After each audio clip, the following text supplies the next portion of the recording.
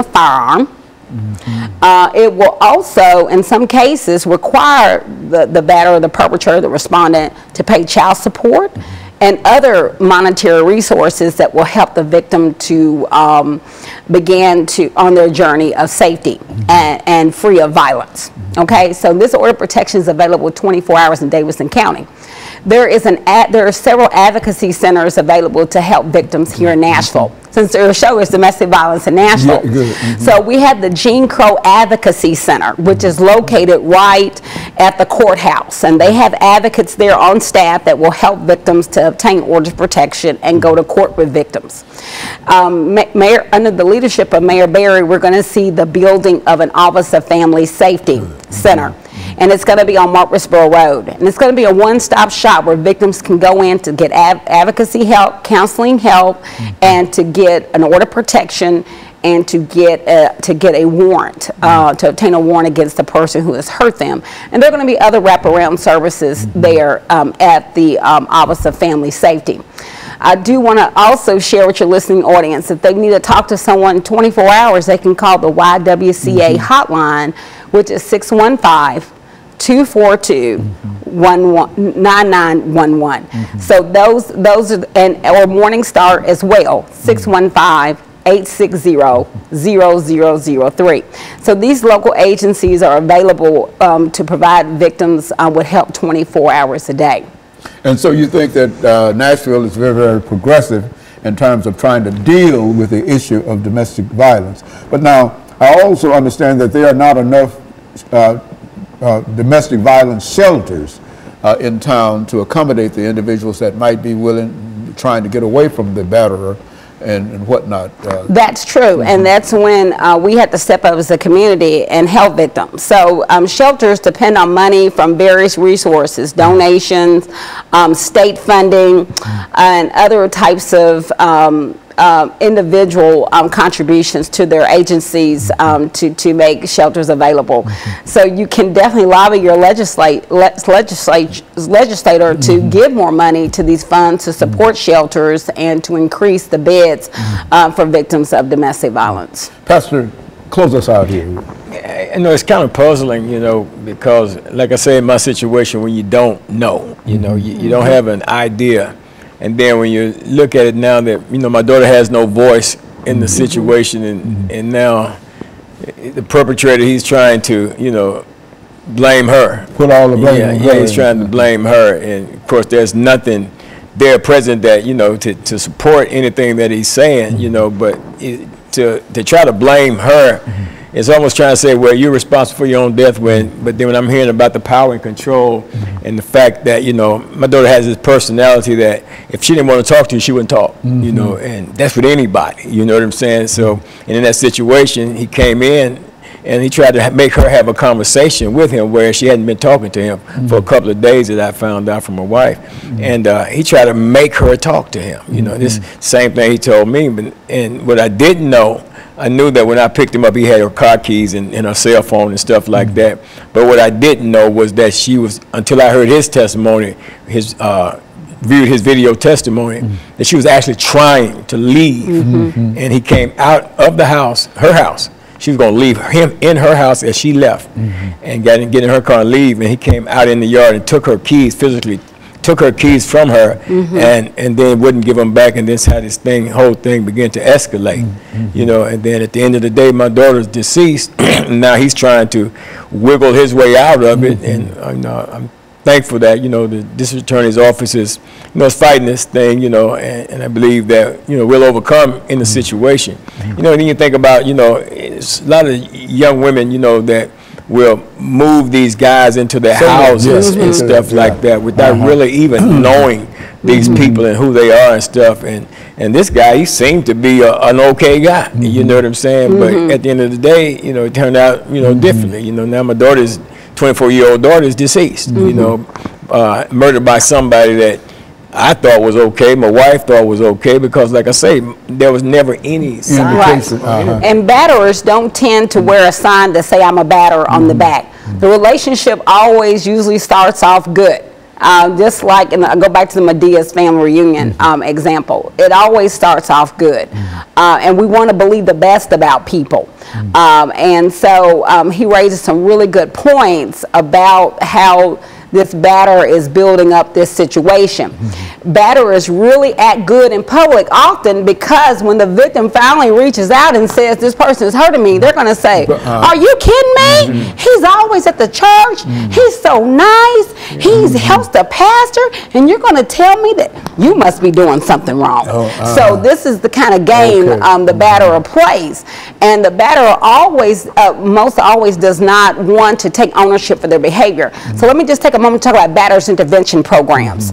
So if I commit domestic assault, I will go, most likely I'll be arrested, and I'm supposed to be arrested, immediately arrested, and I'm supposed to be held for 12 hours, okay? That's everywhere. That's here in Davidson County too. 40 seconds. Oh. But there are batters intervention classes that are assigned, and so batterers can learn to hold themselves accountable for their behaviors, so victims will not be blamed for something the perpetrator did. Very good. And let me thank the two of you for bringing by that excellent information. And I know, Ms. Kimbrough, that we were running out of time, and your enthusiasm for what you're doing, and I think that's very, very good, you see. Yes. And I think that this has been a very, very helpful show this morning. And let me encourage our audience to tune in again next week for another informative edition of Comments. Thank you and good morning.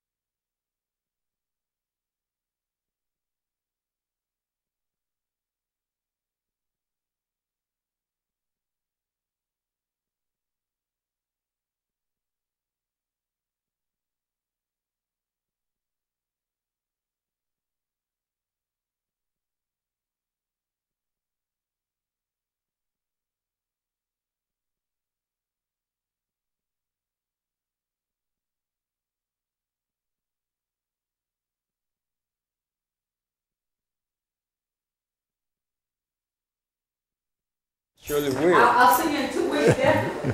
Great. At the NAACP meeting. Appreciate y'all, brother. Take care now. Yeah, y'all be good now.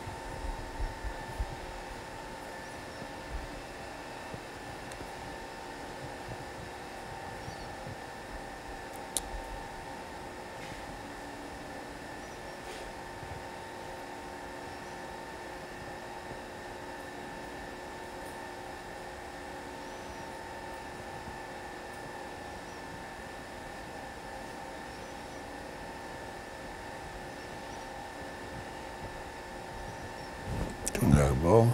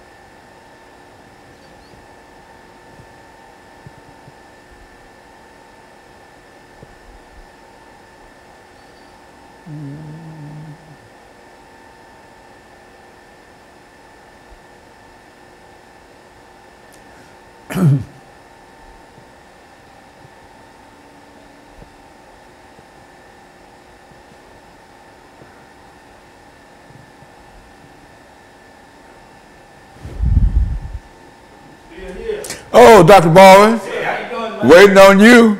You're the only thing that's keeping me here. If I'm trying to get through with you, I'm out of here. My former student. Oh, Miss Kimbrough? Yeah, yeah, Well, it's good seeing you, Doctor. Very good.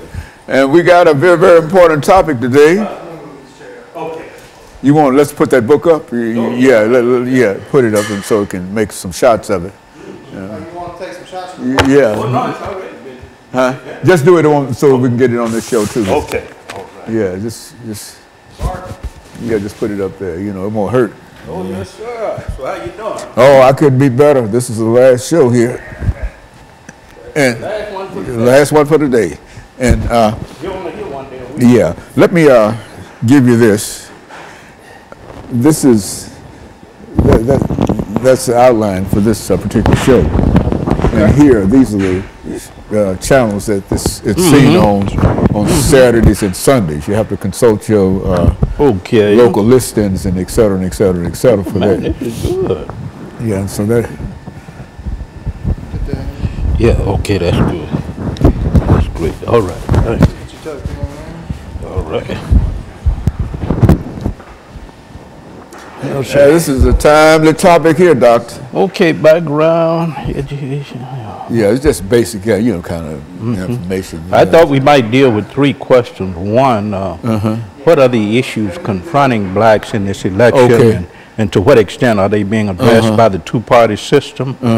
And secondly, where will black support go? Will blacks remain loyal to the Democratic Party? And then to deal with the general question at the end of the importance of this election. Well, let me see this. See, I'll give this to you when I get through. This Okay. is I've got only the copy I have here. Okay. And so you take this with you. Okay. But I just want to see what happened. Okay, African Americans in politics, background education. That's the first 6 minutes. Yeah. Then African Americans in politics. That's 8 minutes. You Okay. talk about that, and then our number 3 challenges of election of 2016 and Trump and African Americans. So, Okay. And I think that in a real sense that sort of captures. That looks good. That allows you to bring those 3 ideas in in reference to what we're doing here. Yeah, this is. They got this big debate tonight. Oh man, yeah. Are you gonna watch Oh it? yes, oh yes, Okay. oh yes. I wouldn't miss it for nothing in the world. I watched all 3. I watched all of them also, including the vice president. That's right. Yeah, I watch it all. Yeah, man. How you That's think, MSNBC and CNN. I mean, that's about the only channels that we watch at home. how you think this thing gonna turn out? Oh man, we got to win this thing. Yeah, you think you can? Yeah, I think we will. I think we will. This man is. How if they put him in there? We in trouble. You said that when we talked about this alt-right. See, Yeah. you were right on.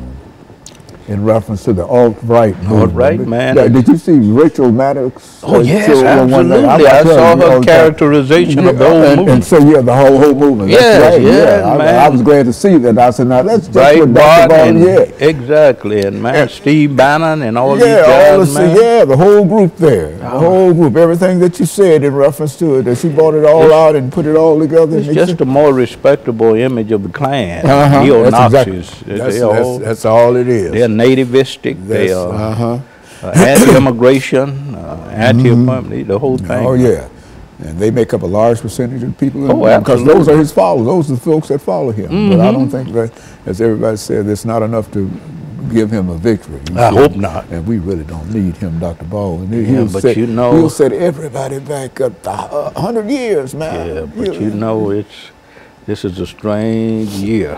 After Obama, 8 years of Obama, I think a lot of anger in the larger society. You know what I'm talking about. Yeah, I know exactly what you're talking about. And that might cause the kind of backlash that I hope not. I hope not either. Yeah, we can't. No, we can't. Well, I tell you, you won't get that on my vote.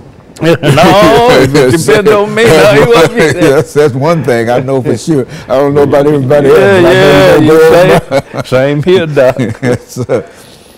Yeah, we're just glad to have you. Just, hang on to that. Yeah, well, get it from me when I just wanted to make sure. Okay. Yeah, Okay. I just wanted to make sure that we had it. That I had the information. I got another, one of those. And I just wanted to give that to you. Okay. So that you could find all this information there, because.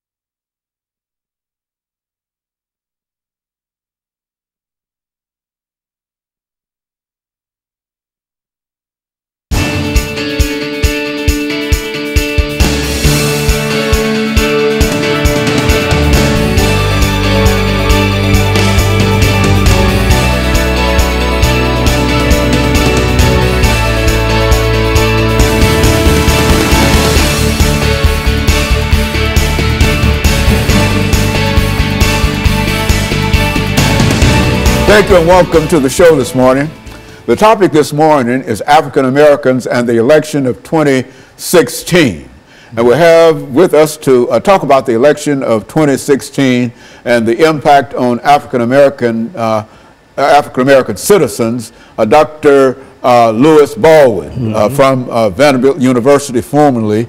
And of course, Dr. Baldwin, you're retired now and doing great work, going all over the world, talking about Dr. Martin Luther King. And I think we've said time and time again that you are the greatest Martin Luther King scholar in this nation, primarily because of your scholarship in reference to doing it. And that's why we simply call upon you time and time again, because not only are you familiar with Martin Luther King, but also information that is contemporary with Dr. Martin Luther King. And I want to say publicly how we appreciate you and for the information that you're giving, and I know our audience feels the same way.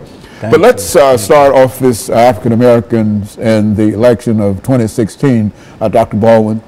Having you make a few statements in reference to your background, education, and experiences. Yeah. And then we'll have that second segment and third segment to talk about the impact of the election of 2016 on African Americans, or vice versa. That's right. You see, and so let's do it from that perspective. Yes, well, I'm a native of Camden, Alabama. I grew up in Wilcox County, Alabama, which is known as part of the Alabama Black Belt.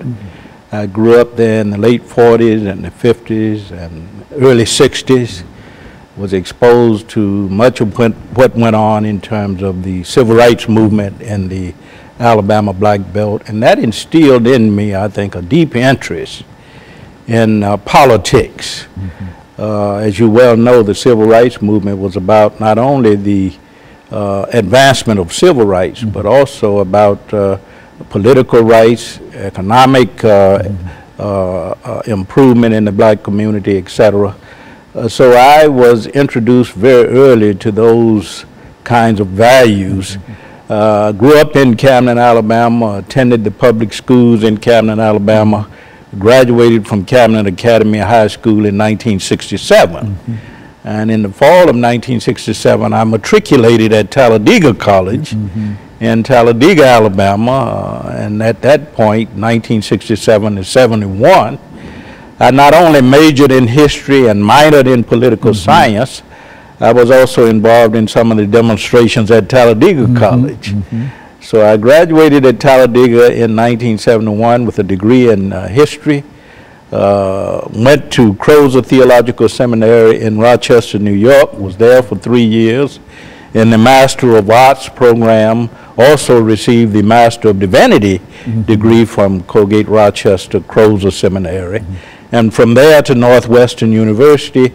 In 1975, I graduated from Northwestern in 1980 with a PhD in the history of religion with a particular emphasis on Christianity.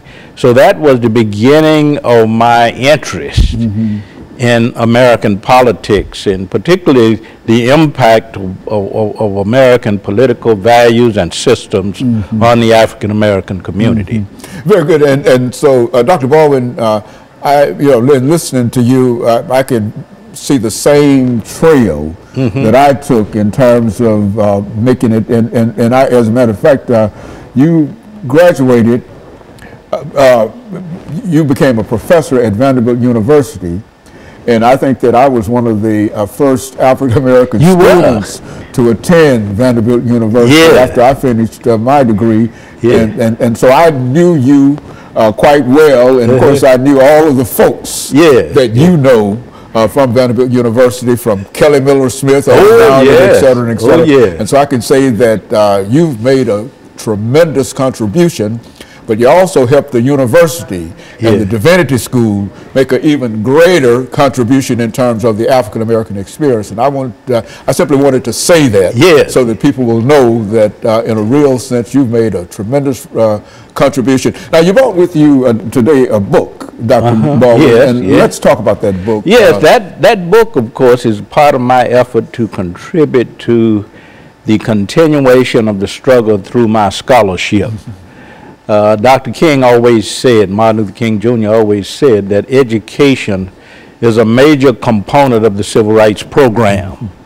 So I took that seriously, and in the course of my 30 to 35 years of teaching, I published a lot of books on Dr. King, and the book that you have in mind now, Behind the Public Veil, The Humanness of Dr. King, is an attempt to humanize a major figure in the civil rights movement. Very good. And of course, Dr. Baldwin, we're going to get ready for our first commercial break, and then we'll come back and we'll have about 8 minutes for the second segment, and we'll allow you to continue. And we'll be back with our audience following this very, very short commercial break.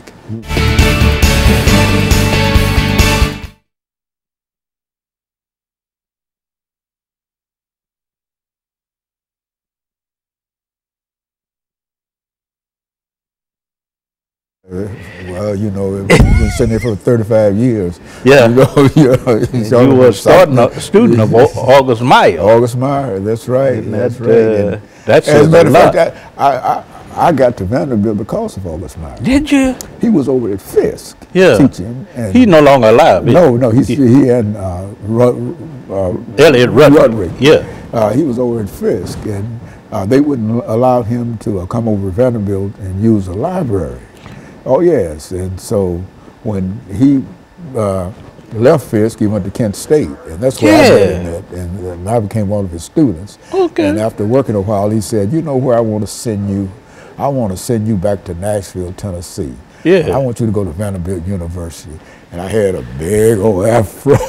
Isn't that something? That's how I got But you were there with Darlene Clark. Darlene Clark and Bill, let's see, Darlene Clark. It's about 6 or 7 of us there. Okay. I was there. Yeah, she's at Northwestern, I think, now. Is she still working? Has she retired yet? I'm not sure, but I know she was at Northwestern. She was at Michigan State. Then at Northwestern. Yeah, we were there together. We were both August Meyer students. We really had a good time in terms of studying under Dr. August Meyer, and he was a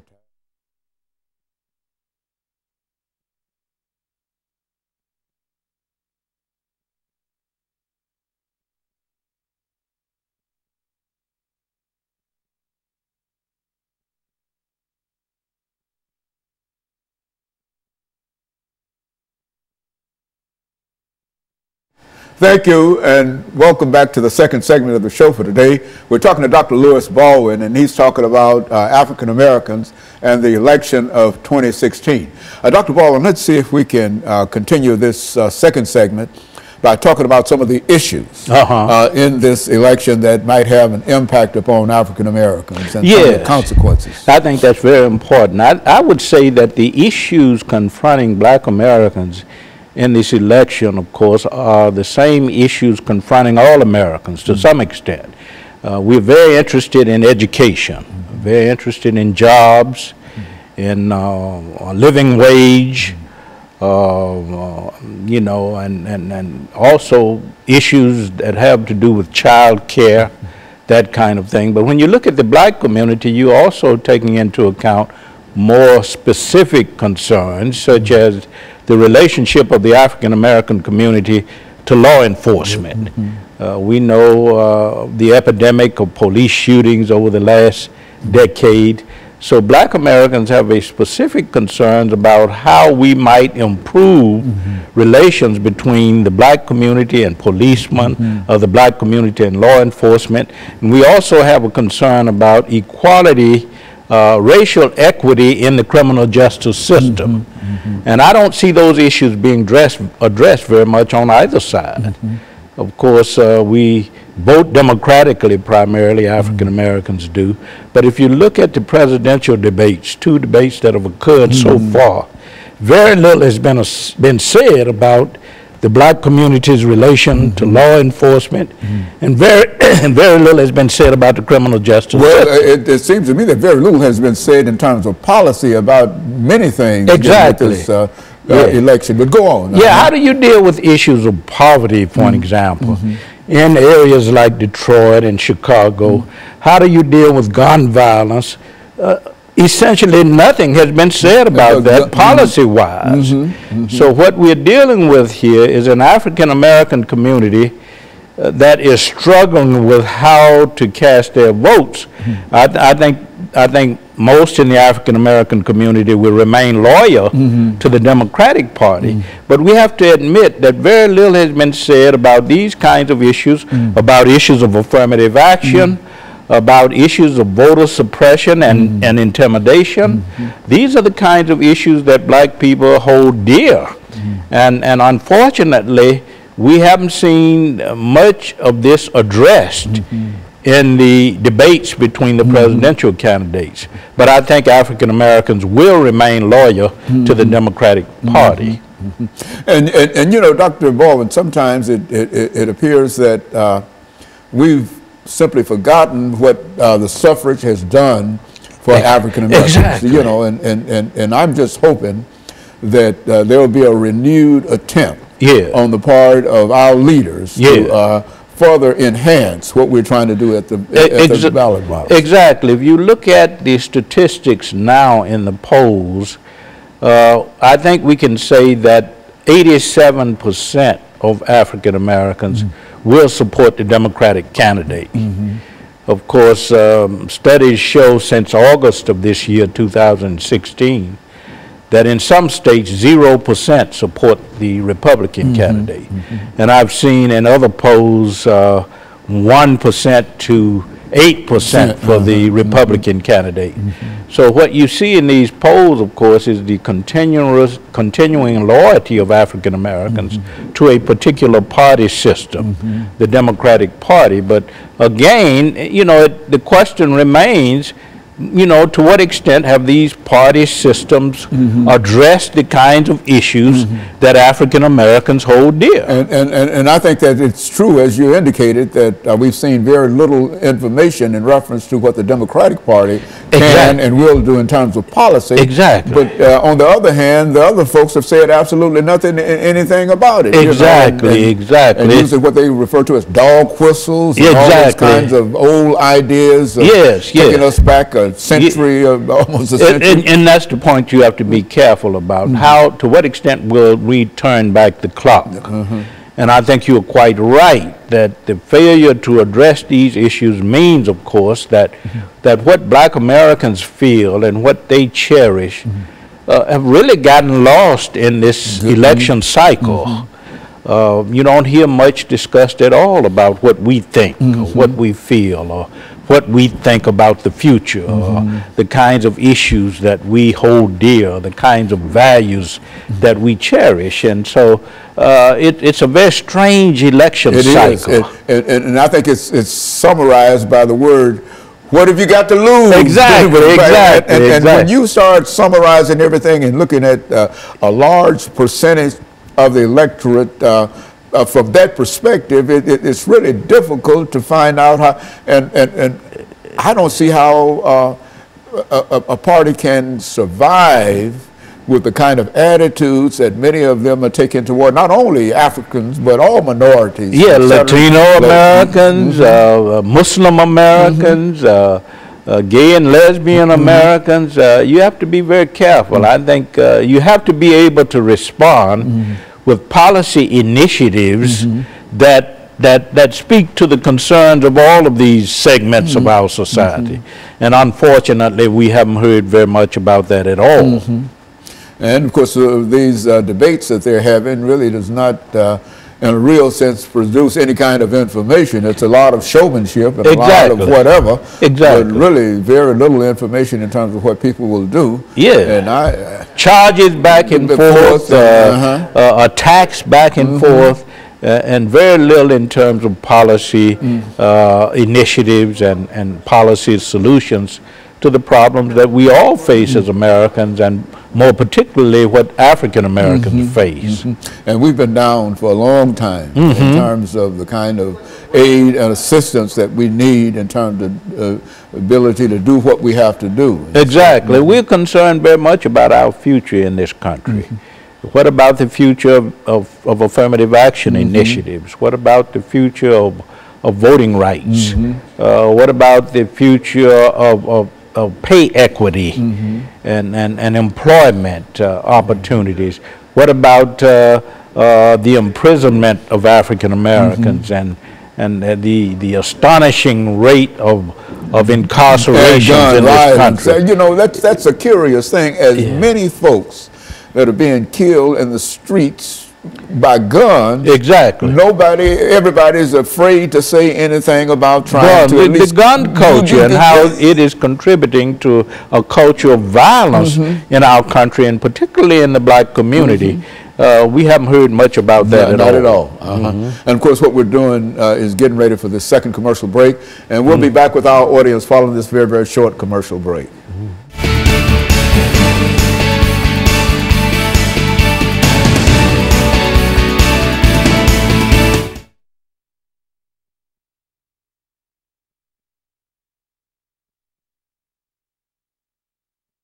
people back to It's all work. about personal attacks, Just, you know. and my God, hate. That's what it is. Exactly. That's hate. Hate. Nothing but hate. That's all it is, man. I mean, you know. And hopefully, I hope it doesn't discourage, and I'd like to deal with that in the last segment. Okay. To what extent this might discourage turnout? I think it's going to promote turnout myself. You do? Oh, yes. Oh, yes. my I think that we're going to have the greatest, black folks going to get out and vote. I think, and I think all the people who have felt disenfranchised Gonna get out and vote. Get out and vote. Lord, and that benefits the Democratic Party. Yeah, that will benefit the Democratic Party. I just don't see any place where folks are going to stay at home. I mean, this thing has gotten too hot. Oh, yeah, for folks. So you got to say something one way or the other. You know, that's what I told my son. I said, nah, and my grandson. I said, now y'all, you tell your folks y'all got to get out and vote. I don't care who you vote for. But one other thing we need to deal with, I think, is to the extent to which the third party, the Libertarian Party, with Johnson. Yeah. The extent to which he's ciphering off some black votes. That's right. That's right. Yeah. But I think Miss Clinton's going to win this thing. I'm sure. That's what all of the folks that I hear on television, MSNBC, CNN, and Wall Street Journal, Huffington Post, they all show a victory. And I'm just praying that.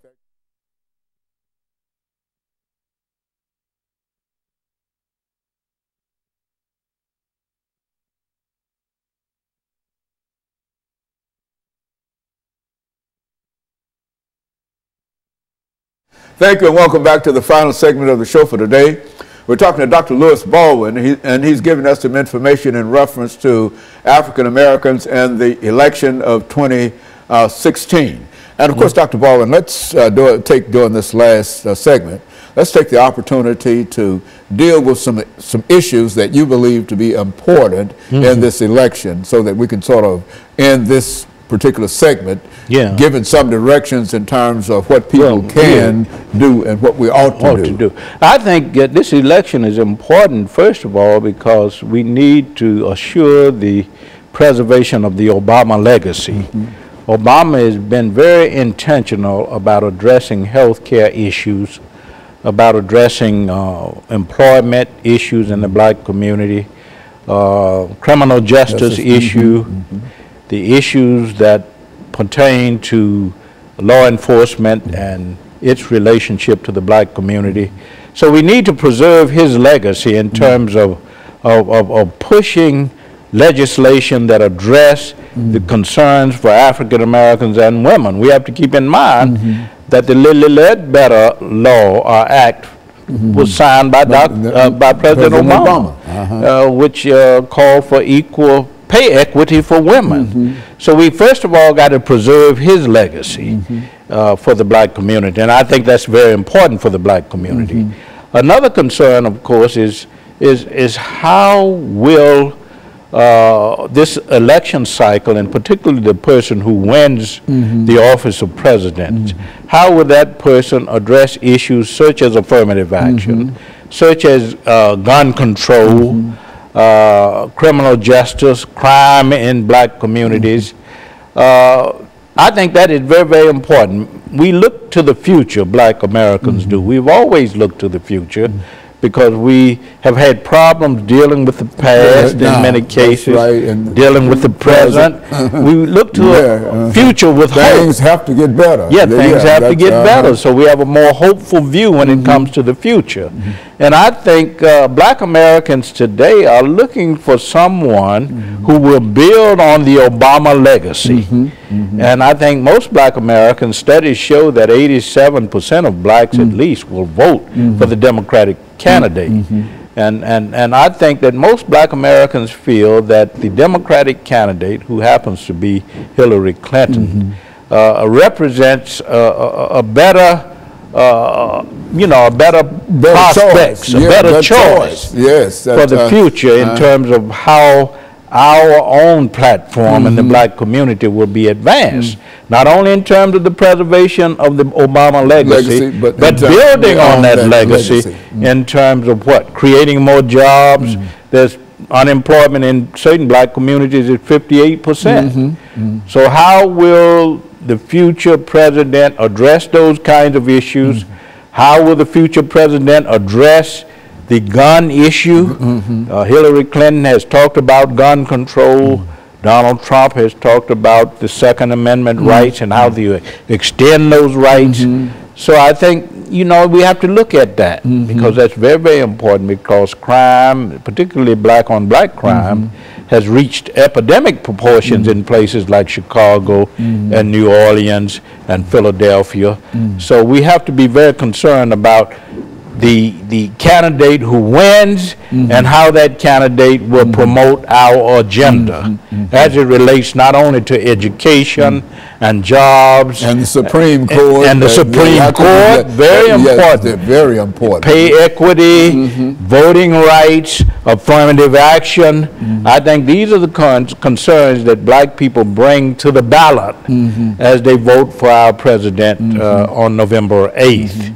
And I think over the last 5 minutes, Dr. Baldwin, I think that this is an opportunity for black folks and other folks who feel that they've been discriminated against. Disenfranchised. That's right. It's an opportunity for them to move forward. Exactly. And the best way to move forward is to have a good agenda. Exactly. And I think that the Democrats do at least have somewhat of an agenda. I mean, at least it might be on the web page somewhere, exactly, but at least it's out there somewhere, and it's not a bunch of well, anyway, I mean, exactly. I think it characterizes itself. Exactly. When you talk about the opposite of that. Yeah, we have to keep in mind now that since the mid-'60s, when Martin Luther King Jr. was imprisoned at Reedville, it was actually 1961-62, blacks have shifted more toward the Democratic Party.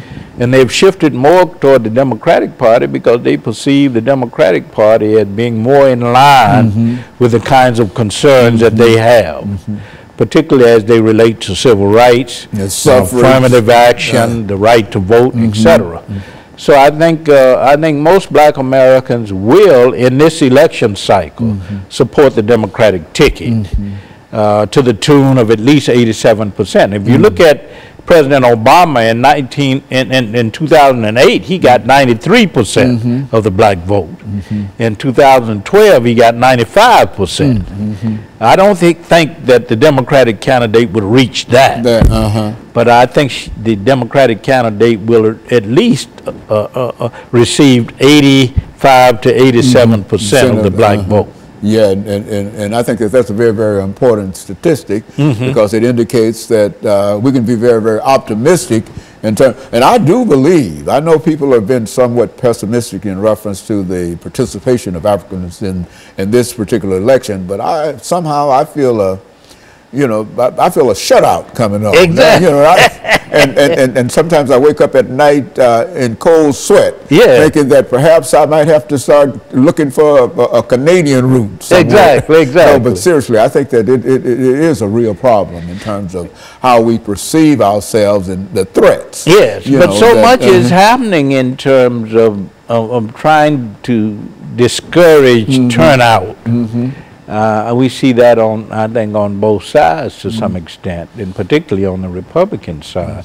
This whole idea that the election will be rigged. Yes. And I personally don't subscribe to that thinking. I don't think many people. Yeah, I think we have in the United States, in this country, one of the most sophisticated systems of voting, electoral politics, and I think that there's a lot of integrity there.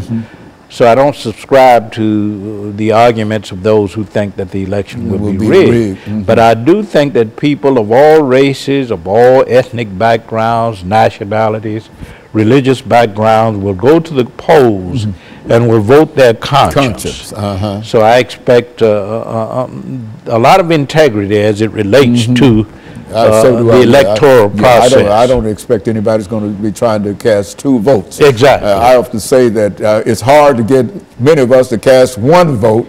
Exactly. Now, very seriously, you're going to get anybody to cast 2 votes. Go down there twice. Yes, I think I think it would be an election characterized by integrity, and I think that I think that this process in America in our country has more integrity than in other parts of the world. That's it. And if we don't have it, then how could we expect it to be anywhere else? Exactly. And in spite of what everybody say, this is indeed the greatest country Yeah, in the world. absolutely. And I feel it a privilege personally to be an American. Yeah. I mean, I've never seen anything that we've done Yeah. or whatever that would put me outside of being a citizen of the United States of America, in spite of all of the trials and tribulations that we've had in this country. I think that this is the best one for us. There's one thing we can claim, of course, is that our struggle has been toward the realization of participatory democracy. That's right. And we've been on that course. Yes, and I think we'll make it. Exactly. I think we'll be very successful. Exactly. And so, Dr. Baldwin, during the last